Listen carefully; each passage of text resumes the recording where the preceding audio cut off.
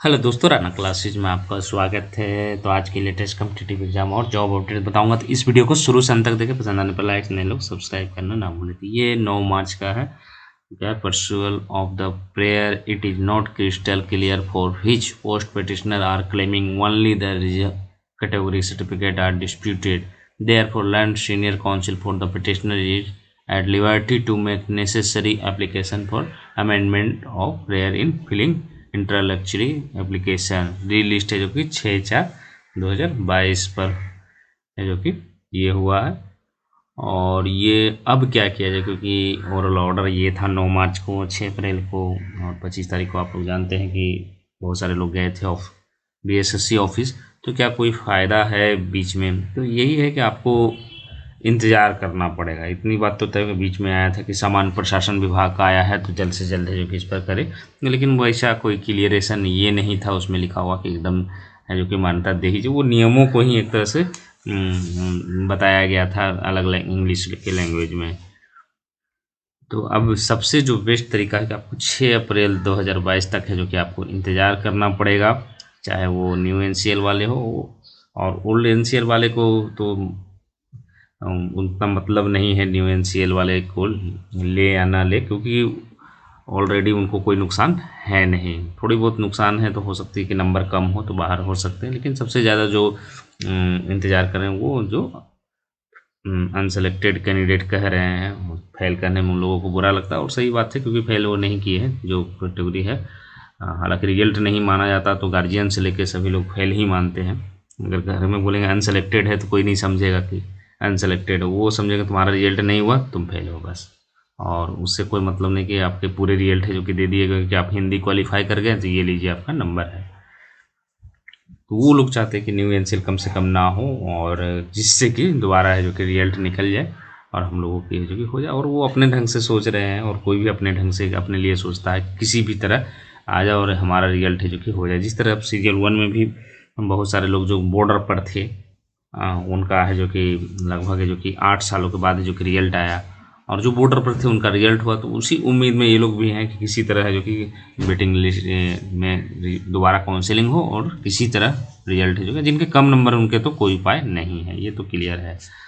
और इसमें क्योंकि मौका मिल गया लोगों को आपस में एनसीएल और ओल्ड एनसीएल करने का, तो लोगों ने भी फोर्ड केस ये देख रहे हैं नजरिया। और एक ही मकसद है कि ये जब तक फैसला नहीं आएगा तब तक है जो कि आपकी सेकंड काउंसलिंग लिस्ट भी नहीं आएगा। सेकंड काउंसलिंग लिस्ट कब आएगी? बहुत सारे लोग सोच रहे होंगे कि जैसे ही आएगा तो उसी में सेकंड काउंसलिंग लिस्ट। ऐसा कुछ होने नहीं है। उनकी अनुशंसा होगी, अनुशंसा में भी समय लगेगी।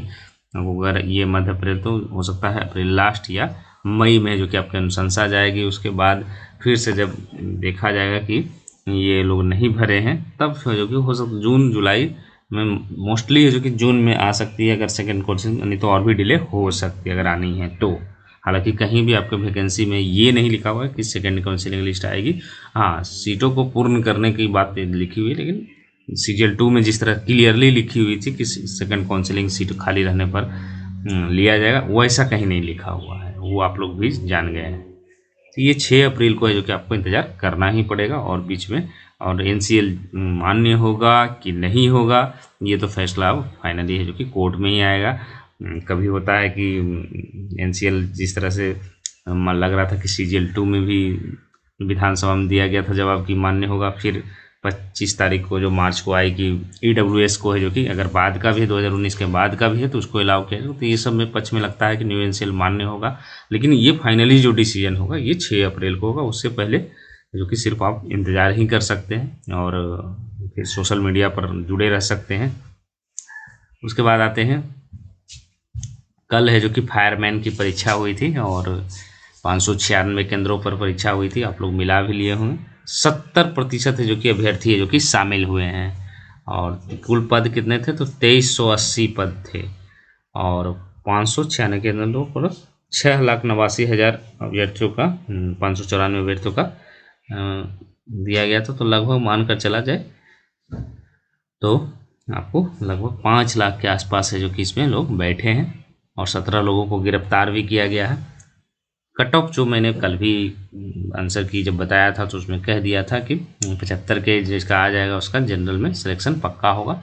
और ये यहाँ भी तो कट ऑफ यहाँ भी देख रहे हैं तो 75 EWS के जनरल की है, 72 EWS का, OBC 70, EBC 68 और SC जो कि 65 तक, क्योंकि 2380 पद है और इसके रिजल्ट भी अच्छे संख्या में आने की संभावना है। तो निश्चित रूप से इतना है, इससे पार है, 75 से भी ज़्यादा है, क्योंकि अभी 2-3 क्वेश्चन 4 क्वेश्चन में कन्फ्यूजन चलता है।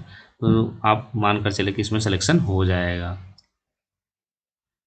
और यहाँ पर आप देख रहे हैं तो इसके मतलब ज़्यादा है तो निश्चित रूप से 2-3 नंबर, क्योंकि 2-3 नंबर कम हो जाते हैं। तो ये कट ऑफ मैंने कल ही बता दिया, 75 से अगर रहेगा तो आपका पक्का होगा। तो आप लोग मिला ले, जो लोग नहीं मिलाए हैं, वीडियो भी है और कहीं सोर्सेज से भी मिला ले, सोशल मीडिया पर है।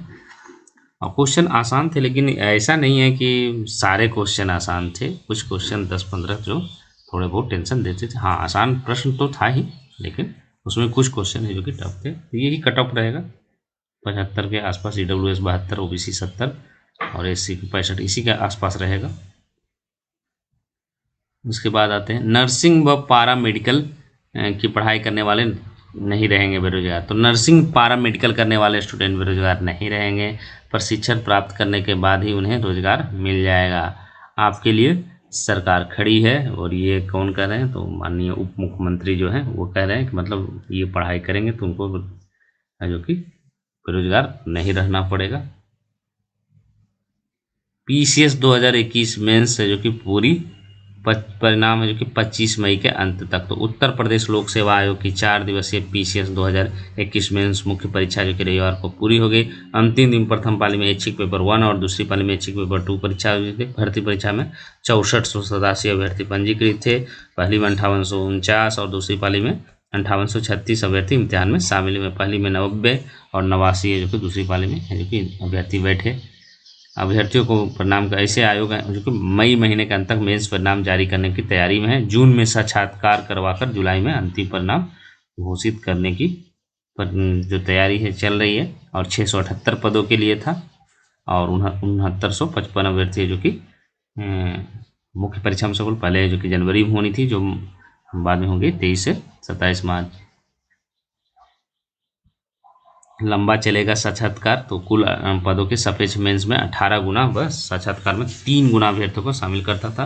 वर्ष 2019 में मेंस में 13, बस साक्षात्कार में 2 गुना पास करने का निर्णय लिया गया है। प्रतियोगियों के विरोध के बावजूद है जो कि नए नियम से कराई गई। फिर वर्ष तो मतलब 3 गुना है जो कि बनाया गया है। ऐसी स्थिति में लंबा साक्षात्कार है जो कि लंबा चलेगा। तो इन्हीं अपडेट के साथ धन्यवाद।